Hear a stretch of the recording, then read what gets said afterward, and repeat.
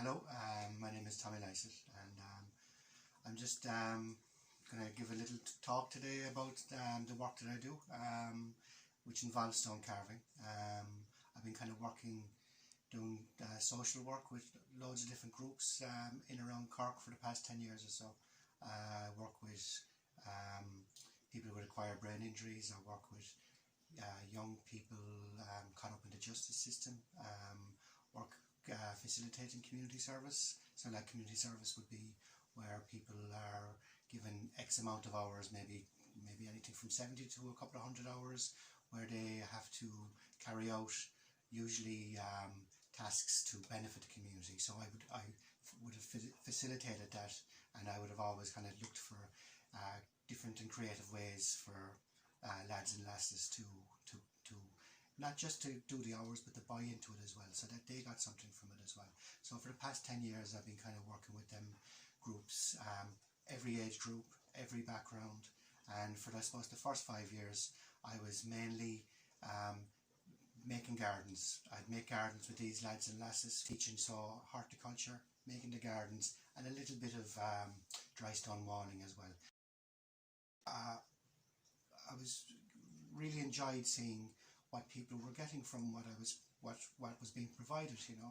So about 5 years ago, I was given the opportunity to come up to Inishore on the Aran Islands to pick up a few skills which the manager of the organisation that I was with at the time said it might be good. You go up, Tommy, pick up a few skills, and we'll see will the lads buy into it when you get back.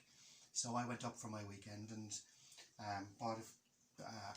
worked with Tom Little and Alexandra Morosco, I think, for the first weekend, and I really enjoyed it. I enjoyed it so much that a couple of weeks later I was meant to go on a pilgrimage in Spain, and that got cancelled. So I rang Paddy Crowe up on the island and I said, Paddy, is there any way that I could use your facilities up on the island for a week? I've got a week free. And he said, come on up, Tommy. And he gave me a lend of a couple of chisels. He gave me one of these dummy hammers, and I just immersed myself in that for the week. I loved being on my own and working away.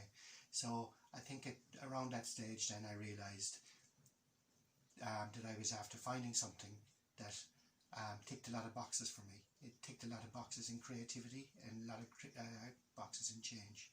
So I brought these very basic skills back to Cork and introduced them to the different groups that I was working with. So again, we're back to community service, we're back to people with acquired brain injuries, back to schools and back to young people. And I kept going with that. At the same time, I realised that my own skills were very rudimentary and I needed to, or I wanted to at least, to improve them. So I made contact with a sculptor down in West Kerry called Antonio Fazio. And Antonio Fazio was and continues to be a great inspiration and a great person to help me along the way that I'm going at this stage. So I went down to Antonio for a lot of weekends for over a year and a half, and I got to know him a little bit better. He had a book published at the time, and on the inside of that book, it's called, this book is dedicated to young people or anyone looking for inspiration, and his work is just an amazing catalogue of all the sculptures that he had done, small little plaques with relief work, you know. And that book has been invaluable to all the people I've been working with for the past 5 years. It means that they can, if their creativity, if they're not sure how they want to go forward, they can get this book and they can transfer whatever image it is, or they can make it their own and then put it onto the stone, and off we go. When I first started stone carving, I think I was surprised myself at how much I enjoyed it.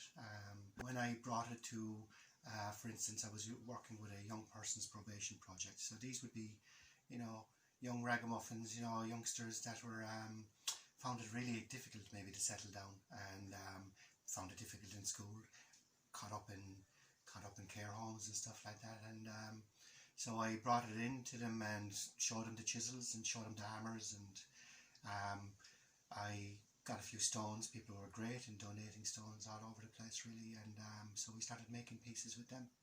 And whether it's the sound of the stone, whether it's the sound of the chisel hitting the stone, the hammer or whatever, but these youngsters, they really bought into it.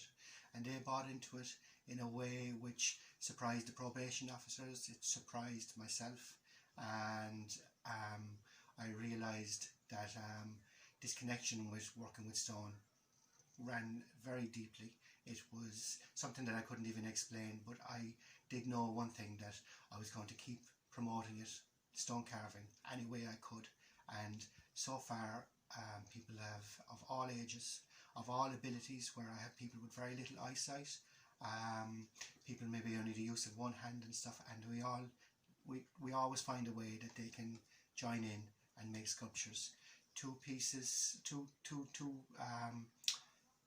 approaches that I'm really that I just like to say briefly about would be, one would be about when people decide to do a memorial for someone that they've lost, and that can be a friend, it can be a parent, it can be anyone, where they choose the stone, where they choose the font for the lettering, and most importantly they can also put in little symbols, whether it's a football or a football boot or a horse or a horseshoe or a horse-drawn wagon, no matter what it is, that they can go away, we can find a way to get that image onto stone, and then they can go ahead and they can start carving that.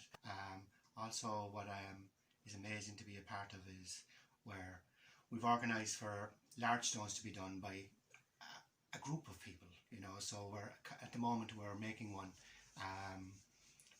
from some granite from Brittany. I was in holidays there a few years ago with I have two daughters, and I had an empty pickup coming back, and I said, you know what, I'll see if I can get something into it, and I was very kindly gifted like 1.5 tons of serious Brittany granite, and I brought it back, and one of the pieces is maybe 7 foot long.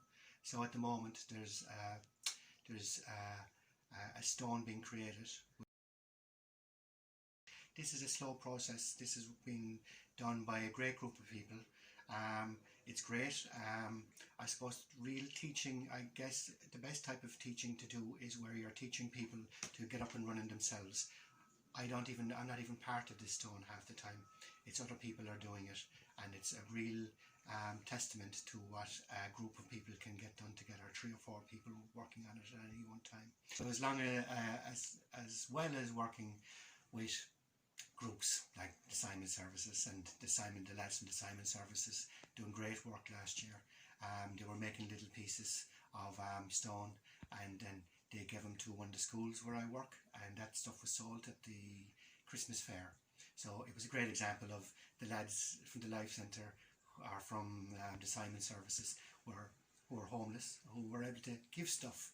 Not always on the receiving end, you know. They weren't the service users anymore, they weren't the clients, they were people, individuals giving pieces, and then that was sold at a school, and then that school gets the financial reward from them pieces being sold.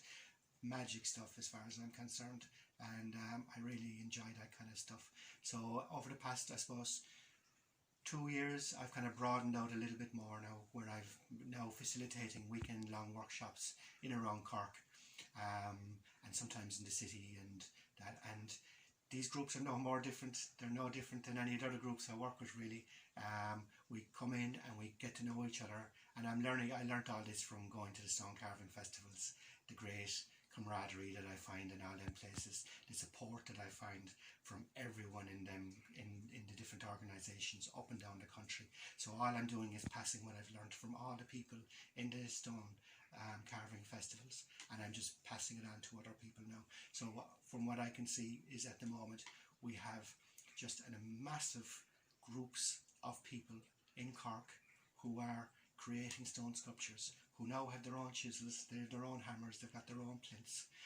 We have kids in the Life Centre, a school where I work, where they are creating pieces for their junior cert, and they're submitting them to the examiner to be examined for their junior cert.